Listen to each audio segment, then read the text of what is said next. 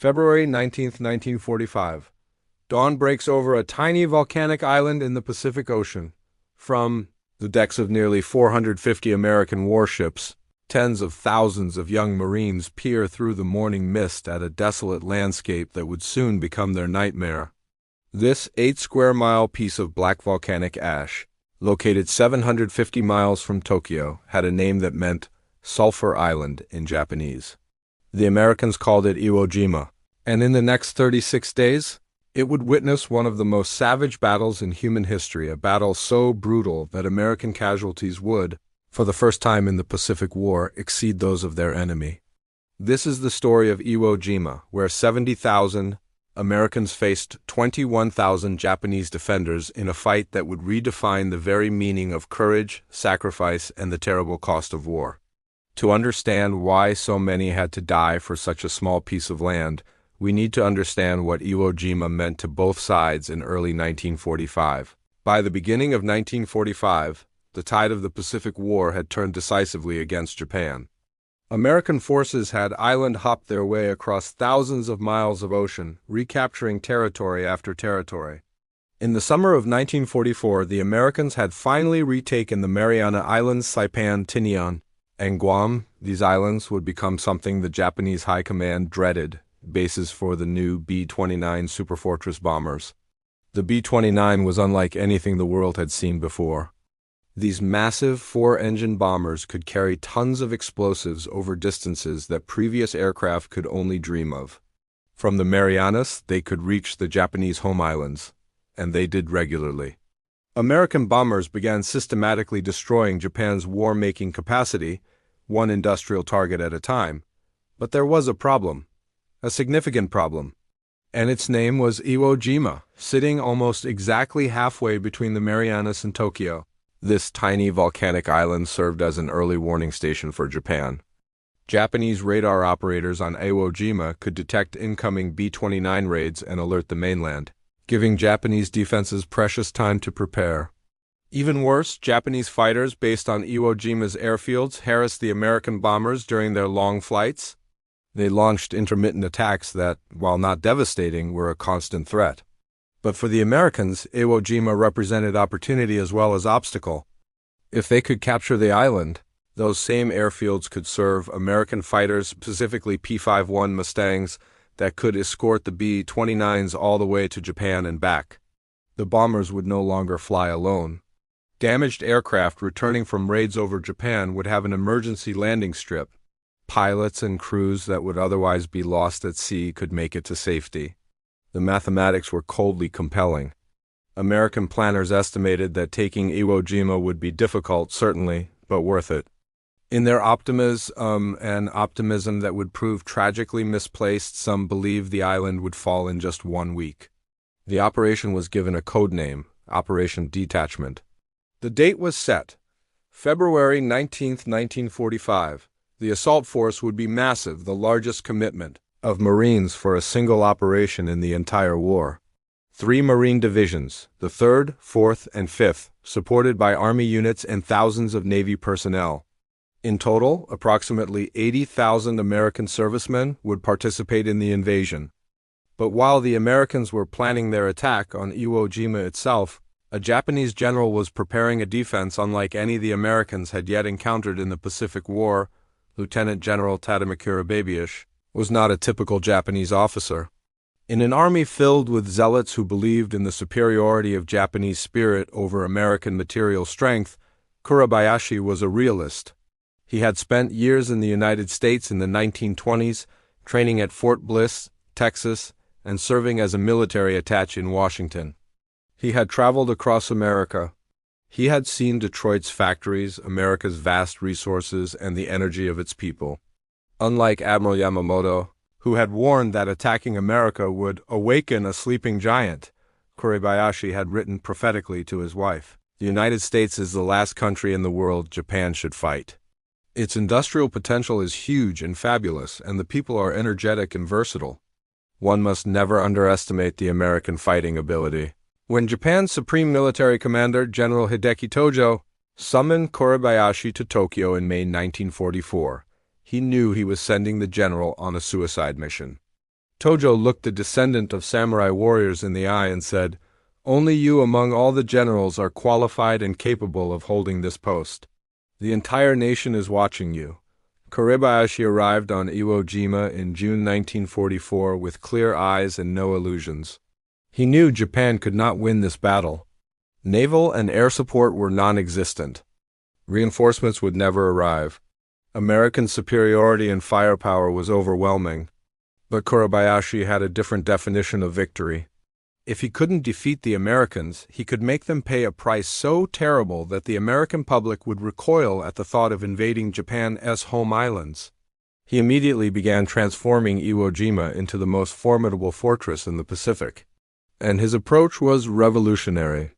Traditional Japanese defensive doctrine called for defending the beaches, meeting the enemy at the water's edge with everything you had. Previous battles had seen Japanese forces charging American positions in suicidal banzai attacks, preferring death with honor to the shame of surrender. Kuribayashi rejected all of it. Instead, he ordered his men to dig. And dig some more. Using the island's soft volcanic rock, which could be cut with hand tools, Japanese engineers and soldiers, along with 1,000 Korean laborers, carved out an underground city. They constructed over 11 miles of tunnels that connected more than 1,500 rooms, bunkers, and fighting positions. Some of these underground chambers could hold 300 to 400 men. The tunnels featured multiple entrances and exits, with stairways and interconnecting passageways that would allow troops to move unseen across the island. The work was hellish. In many places underground, volcanic heat made it so intense that men could only dig for 5 minutes before needing relief. Sulfur fumes filled many tunnels, requiring elaborate ventilation systems. But the work continued relentlessly, month after month. A quarter of Kuribayashi's entire garrison, about 5,000 men, was dedicated solely to tunneling. By February 1945, when the Americans invaded, 18 of a planned 27 kilometers of tunnels had been completed. Mount Suribachi, the 550-foot volcanic cone at the island's southern tip, was honeycombed with 7 levels of tunnels and fighting positions. But the tunnels were only part of Kuribayashi's vision. He placed artillery and mortar positions throughout the island, carefully camouflaged and hidden. Hundreds of pillboxes and blockhouses were constructed, many made of reinforced concrete. He positioned his guns inland, away from the beaches where American naval bombardment could destroy them. He arranged these positions so that every square foot of Iwo Jima could be hit by Japanese fire from multiple directions. Machine gun nests were cleverly disguised. Artillery pieces were hidden in caves with narrow firing slits. Mortar positions were positioned in depressions where American ships couldn't target them. Everything was interconnected by tunnels, allowing Japanese forces to pop up, fire, disappear, and resurface somewhere else entirely. Kuribayashi banned banzai charges. He issued what he called the courageous battle vows to his troops. The orders were chilling. Their battle station was to be their grave site. They were to fight to the death wherever they stood. Each soldier was to kill at least 10 Americans before dying. There would be no glorious charges, no theatrical gestures, just grinding, terrible attrition.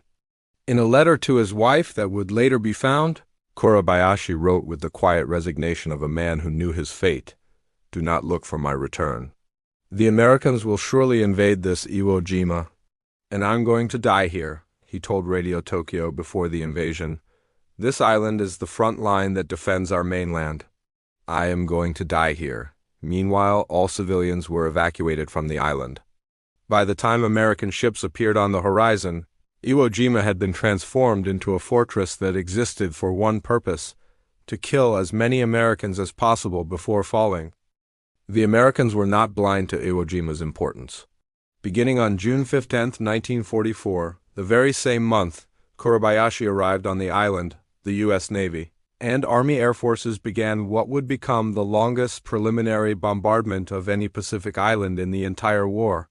For 9 months, American planes and ships pounded Iwo Jima. Naval artillery shells rained down on the island.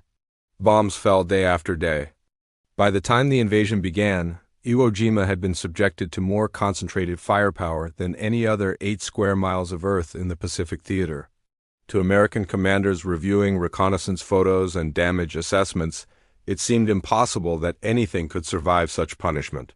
Surely, they reasoned, most of the Japanese garrison must be dead. The tunnels, if they even existed to the extent suspected, had probably collapsed. The constant bombardment must have killed most of the defenders. Major General Harry Schmidt, commander of the 5th Amphibious Corps that would assault the island, requested 10 days of naval bombardment immediately before the landing to ensure the defenses were thoroughly destroyed. He was denied. In the interest of keeping to the tight schedule, the invasion of Okinawa was planned for April, and resources were needed there. Schmidt was granted only 3 days of pre-invasion bombardment. Those 3 days from February 16th to 18th saw intensive shelling of Iwo Jima's defenses. But poor weather hampered the bombardment's effectiveness, and Kuribayashi's underground positions proved far more resilient than anyone imagined. On February 17th, disaster struck before the invasion even began.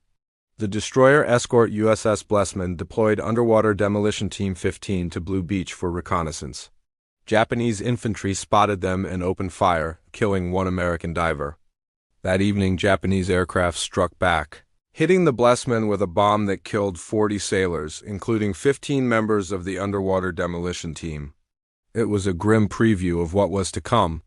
While American shells exploded on the surface, Japanese troops waited in their tunnels, protected by tons of volcanic rock and reinforced concrete. The bombardment destroyed some positions, yes. It created additional craters that would actually provide more cover for defenders. But the vast majority of Kuribayashi's carefully prepared killing zones remained intact. The Japanese general and his 21,000 men waited silently underground as the world above them exploded. They knew the Marines were coming, and they were ready. At precisely 9 a.m. on February 19, 1945, the first wave of Marines hit the beaches of Iwo Jima. 8 battalions, about 30,000 men, were scheduled to land on the first day alone. The landing beaches on Iwo Jima's southeastern shore were designated, from right to left: Green Beach, Red Beach, Yellow Beach, and Blue Beach. The 4th Marine Division would land on the right. The 5th Marine Division would take the left. The 3rd Marine Division would remain in reserve afloat. As the first Amtrak's amphibious tractors crawled out of the water and up the beach, the Marines encountered an unexpected enemy, the island itself. The beaches weren't sand. They were made of soft, black volcanic ash that had been ground into a consistency somewhere between sand and gravel.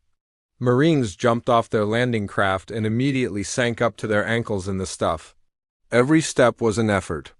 Vehicles became bogged down, their tracks spinning uselessly in the unstable ground. The beach rose at a steep, angled terraces of volcanic ash towering 15 feet high, in some places making it almost impossible for vehicles to gain traction. Landing craft struggled in the violent surf, many becoming swamped or damaged. The beach gradient was steeper than intelligence had indicated, causing waves to break with unusual force. Antrax and DUKWS floundered. Some landing craft broached in the surf and were destroyed by following waves. Equipment began piling up on the narrow beaches as vehicles simply couldn't advance inland, and still there was no Japanese fire. An eerie silence hung over the beaches. Marines pressed forward, climbing over the soft ash terraces, struggling inland. Wave after wave landed, more men, more equipment. The beaches became increasingly congested, a massive traffic jam of Marines, vehicles, supplies, and weapons all compressed into a narrow strip of volcanic ash. The Marines began to think maybe the bombardment had worked. Maybe the Japanese really were dead or too stunned to fight. Then Kuribayashi gave the order. An hour after the first Marines landed, when the beaches were packed with troops and equipment, when the Americans were completely exposed and concentrated in the open, every Japanese gun on Iwo Jima opened fire simultaneously. The effect was apocalyptic. Artillery shells, mortar rounds, and machine gun fire descended on the crowded beaches from every direction. The Japanese had pre-sighted every inch of the landing area. Their gunners didn't need to aim, they simply fired at pre-plotted coordinates and knew they would hit something. Marines dove for cover that didn't exist on the exposed beaches. The soft volcanic ash that had made movement so difficult now saved some lives, as men could burrow into it for minimal protection. But there was nowhere to hide from the storm of steel falling from Mount Suribachi to the south, from the high ground to the north, from seemingly everywhere at once. Landing craft were hit and blown apart, Amtraks exploded. Marines fell in their dozens, then their hundreds. The few medics who made it ashore worked frantically, but there were too many wounded. Blood mixed with black volcanic ash, turning the beach into a nightmarish palette of crimson and black. One Marine corpsman later recalled, "They were falling all around me. I'd patch up one man, and before I could reach the next, 2 more would be hit. It never stopped." The fire just never stopped. Despite the carnage, the Marines pushed forward. That's what Marines do. Small unit leader sergeants, corporals, even privates, when their officers were killed, rallied their men and pushed inland. Yard by terrible yard, they advanced through the ash. The 28th Marine Regiment, commanded by Colonel Harry the Horse Liversedge, had a specific objective: Mount Suribachi. That volcanic cone dominated the southern part of the island and was the source of some of the worst fire raining down on the beaches. It had to be taken. By nightfall on February 19th, the Marines had established a precarious beachhead. They had cut across the narrow southern neck of the island, isolating Mount Suribachi, but the cost had been staggering. Over 2,400 Marines had been killed or wounded on the first day alone. The island that was supposed to fall in a week was clearly going to be a much tougher fight. As darkness fell, Marines dug into the volcanic ash, expecting the traditional Japanese night counterattack the banzai charge, but it never came. Kuribayashi had forbidden it. Instead, Japanese infiltrators slipped through the darkness, planting mines on roads, probing American positions, killing sentries, and disappearing back underground. It was psychological warfare. Marines on watch duty peered into the darkness, never knowing when death might emerge from the black volcanic landscape. For 4 days, the 28th Marine Regiment fought their way up Mount Suribachi. The 550-foot volcanic cone seemed small on a map, but it was a fortress. Every cave, every crevice held Japanese defenders. Flamethrowers became essential, one of the few weapons that could force Japanese soldiers out of their fortified positions. Among those fighting was Gunnery Sergeant John Basilone, already a Medal of Honor recipient for his heroic actions on Guadalcanal.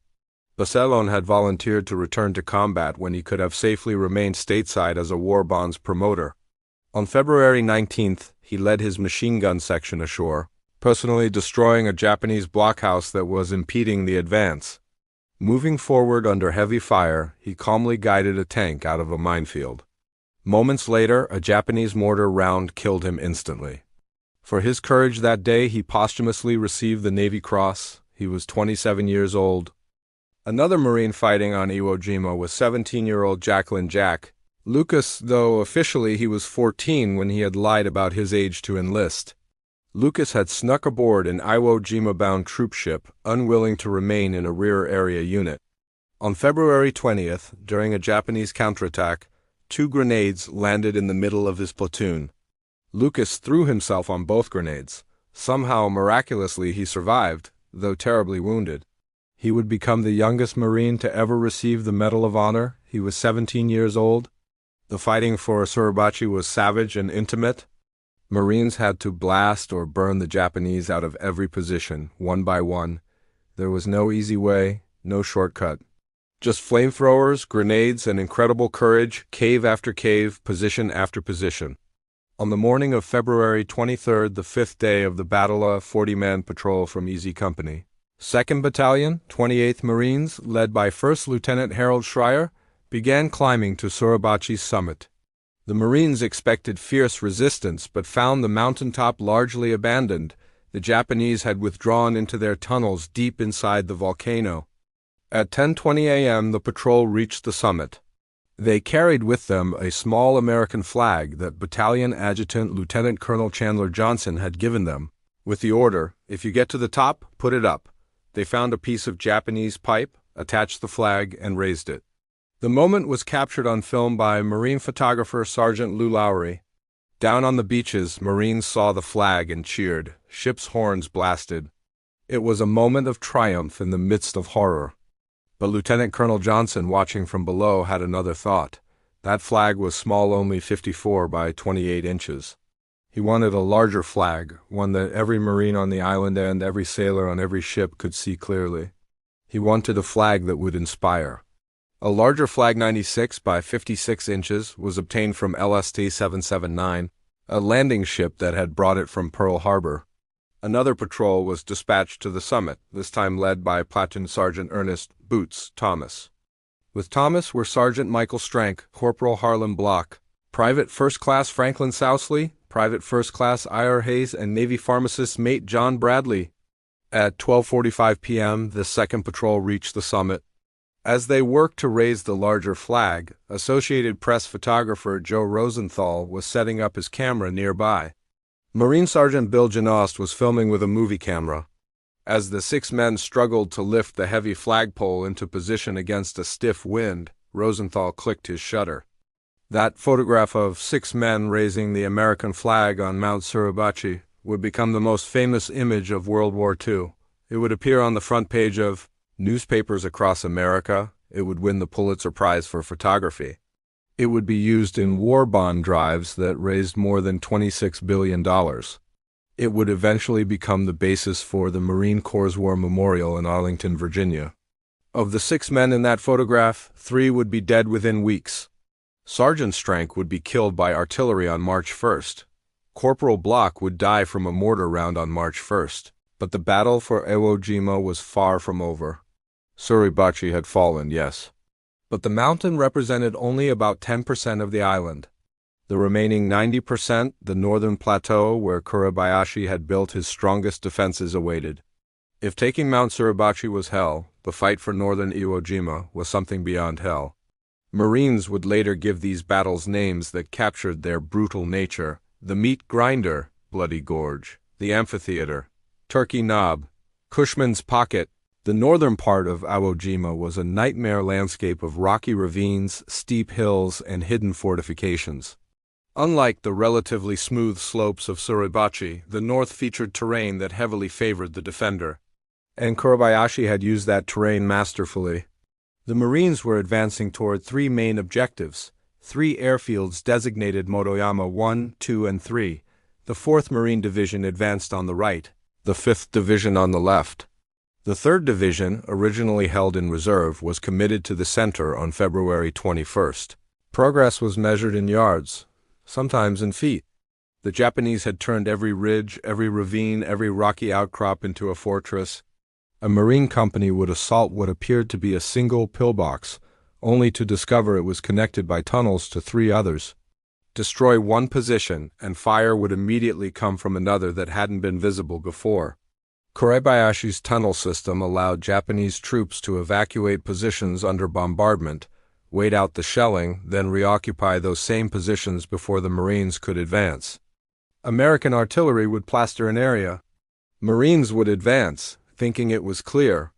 Then Japanese soldiers would emerge from hidden tunnels and attack from behind. The 21st Marine Regiment fought for a complex of positions the Marines called the Amphitheater, a natural depression surrounded by high ground. Japanese defenders used the terrain to create interlocking fields of fire. Every approach was covered. Marines trying to advance were cut down by machine gun fire from multiple directions. Progress came only after days of fighting and hundreds of casualties. Hill 382, the second highest point on the island, became known as the Meat Grinder. The Japanese had fortified this area with particular care. Underground chambers connected fighting positions. Artillery fire could be directed from hidden positions to any point on the island. The 21st Marines took Hill 382 after days of brutal combat, only to have to fight for it again when Japanese troops reoccupied it through their tunnels. Turkey Knob and the amphitheater became synonymous with death. Nearly 850 Marines died capturing this one Japanese stronghold. The fighting was savage, often hand-to-hand. Flamethrowers were essential but made their operators priority targets for Japanese snipers. Combat engineers blasted caves with explosives. Tanks were brought up to blast fortifications at point-blank range, only to be destroyed by Japanese anti-tank weapons or disabled by mines. One Marine Corps officer wrote in his diary, "The front lines are a god-awful place. No cover. We're just moving from one shell crater to the next. The Japs are dug in everywhere. You can't see them. You take casualties and don't even know where the fire is coming from."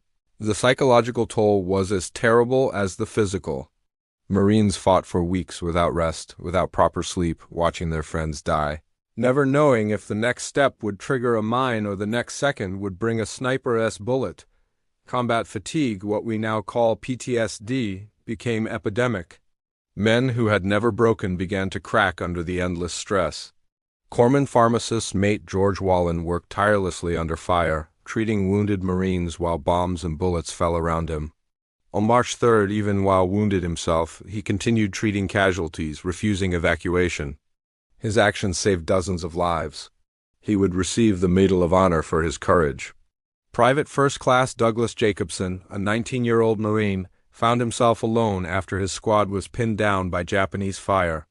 Armed with a bazooka, he single-handedly destroyed 16 Japanese positions over the course of a day, including fortified pillboxes and gun emplacements. His one-man assault broke open a Japanese defensive line. He too would receive the Medal of Honor. He was 19 years old. Corporal Herschel Woody Williams, a flamethrower operator, repeatedly exposed himself to enemy fire to destroy Japanese fortifications. On February 23rd, the same day the flag was raised on Suribachi, Williams spent 4 hours under constant fire, destroying one pillbox after another with his flamethrower, allowing his company to advance. For this conspicuous gallantry, he received the Medal of Honor. He would live to become the last surviving Medal of Honor recipient from World War II, dying in 2022 at age 98. The courage displayed on Iwo Jima was beyond comprehension. Men did things they never imagined they were capable of. They advanced when every instinct screamed to retreat. They saved friends when doing so meant almost certain death. The Medal of Honor, America's highest military decoration, was awarded to 27 men for actions on Iwo Jima, more than any other single battle in American history, but courage has a terrible price. As March progressed, Japanese resistance weakened but never broke. Kuribayashi's forces were running out of food, water, and ammunition. Wounded Japanese soldiers could not be evacuated. Medical supplies were exhausted, yet they fought on. On March 10th, American forces finally cleared the amphitheater and Turkey Knob complex. On March 16th, the island was declared secure by the Americans, though significant fighting continued. Kuribayashi, from his command bunker deep underground, knew the end was near. He had accomplished his mission. The week-long battle American planners had predicted had stretched to nearly a month. American casualties were staggering far higher than anyone had anticipated. On March 25th, Kuribayashi authorized a final attack. At around 5 a.m. on March 26th, approximately 300 Japanese soldiers, many of them wounded, some barely able to walk, emerged from their caves in the northern part of the island and launched a final desperate assault. This wasn't the traditional banzai charge. It was the last gasp of a garrison that had fought beyond human endurance. The attack hit American positions near Airfield No. 2. In brutal close-quarters fighting, the Japanese killed or wounded over 100 Americans before being wiped out. When dawn broke, the island was finally, truly secured. After 36 days of combat, Iwo Jima belonged to the United States. The cost was almost beyond comprehension. American casualties totaled 26,038. Of these, 6,821 were killed in action or died of wounds. Nearly 20,000 were wounded. More Marines died on Iwo Jima than in all of World War I. The Navy suffered 633 killed, including 318 sailors killed by kamikaze attacks on ships offshore. It was the only Pacific battle where American casualties exceeded Japanese casualties. The Japanese losses were equally catastrophic. Of approximately 21,000 Japanese troops on the island, only 1,083 were captured alive. All the rest died. The captured were often wounded soldiers too injured to continue fighting or kill themselves. General Kuribayashi's fate remains uncertain. He was never found. He likely died in the final days of March, either in the last attack or in his command bunker. His body was never recovered. He had kept his promise to his wife. he did not return. Even after Iwo Jima was declared secure, the fighting wasn't quite over. An estimated 3,000 Japanese soldiers remained hidden in the tunnel system, refusing to surrender. The job of rooting them out fell to the U.S. Army's 147th Infantry Regiment, which arrived in April. The soldiers of the 147th called themselves cavemen. Armed with flashlights, pistols, and extraordinary courage, they descended into the tunnels to hunt the holdouts. The fighting was terrifying, dark, close-quarters combat against enemies who refused to surrender. Flamethrowers and explosives were used to clear tunnels. In some cases, thousands of gallons of gasoline were pumped into caves and ignited. The work continued for months. Dozens of Americans died in this mop-up operation. Some Japanese soldiers hid on the island until 1949, nearly 4 years after the war ended, before finally surrendering. But was it worth it? Did Iwo Jima justify the terrible price paid? Military historians have debated this question for decades. By the time Iwo Jima fell, Japan's navy was already crippled, unable to defend its island holdings. Some argue that Iwo Jima could have been bypassed entirely. But the supporters point to numbers. By war's end, 2,400 B-29 bombers carrying 27,000 crewmen made emergency landings on Iwo Jima. Those 27,000 men would likely have died if Iwo Jima hadn't been available. P-51 Mustang fighters based on Iwo Jima escorted bombing raids over Japan, significantly reducing bomber losses. Perhaps the real value wasn't purely military. The battle demonstrated Japanese determination to defend their homeland. The fanatical resistance, the refusal to surrender, the willingness to fight to the last man, all of this showed American planners what an invasion of Japan would cost. Casualty estimates for Operation Downfall, the planned invasion of Japan's home islands, ran into the millions. These projections played a significant role in President Truman's decision to use atomic bombs on Hiroshima and Nagasaki, hoping to end the war without that invasion. In this sense, Iwo Jima may have saved more lives than it cost by demonstrating the futility and horror of invading Japan. Today, Iwo Jima stands quiet. The United States returned the island to Japan in 1968. It's now called IT, using a different pronunciation of the same Japanese characters. The island is administered by the Japanese military. Few people live there. The beaches where Marines died are now overgrown. Mount Suribachi still dominates the landscape, silent and brooding. On those black volcanic sands, you can sometimes still find fragment pieces of metal, bits of equipment, remnants of that terrible February and March of 1945. The iconic photograph of the flag raising remains one of the most powerful images of American history. It's been reproduced millions of times. It inspired the Marine Corps' War Memorial in Arlington, Virginia, which shows the 6 men frozen in bronze, forever raising that flag. But perhaps the most fitting memorial to Iwo Jima is found in the words of Admiral Chester Nimitz, Commander-in-Chief of the Pacific Fleet. Speaking of the Marines who fought there, he said, "Uncommon valor was a common virtue on Iwo Jima. 70,000 young Americans, most barely out of their teens, faced an enemy that would not surrender. On terrain that favored defense, with an assignment that seemed impossible. They prevailed not because it was easy, but because they refused to fail. They watched their friends die and kept advancing. They were terrified and fought anyway. They were ordinary young men called upon to do extraordinary things. 6,821 Americans died on that 8-square-mile piece of volcanic ash. Over 20,000 were wounded. Their sacrifice purchased what they believed was freedom, not just for America, but for a world that desperately needed rescuing from tyranny. And on the Japanese side, 21,000 men fought with equal courage for what they believed was their homeland's survival. They faced overwhelming odds with determination that astounded even their enemies. General Kuribayashi transformed a doomed position into a testament to human willpower. War is humanity at its worst. But Iwo Jima also showed humanity at its best: courage, sacrifice, loyalty, and determination in the face of impossible odds. The battle lasted 36 days. The memory will last forever. This was Iwo Jima, the island of no return. If this documentary moved you, please consider liking and subscribing. Leave a comment below sharing your thoughts on this incredible battle. And most importantly, remember the men who fought there, American and Japanese, who gave everything in service to what they believed was right. Their story deserves to be told. And remember, always.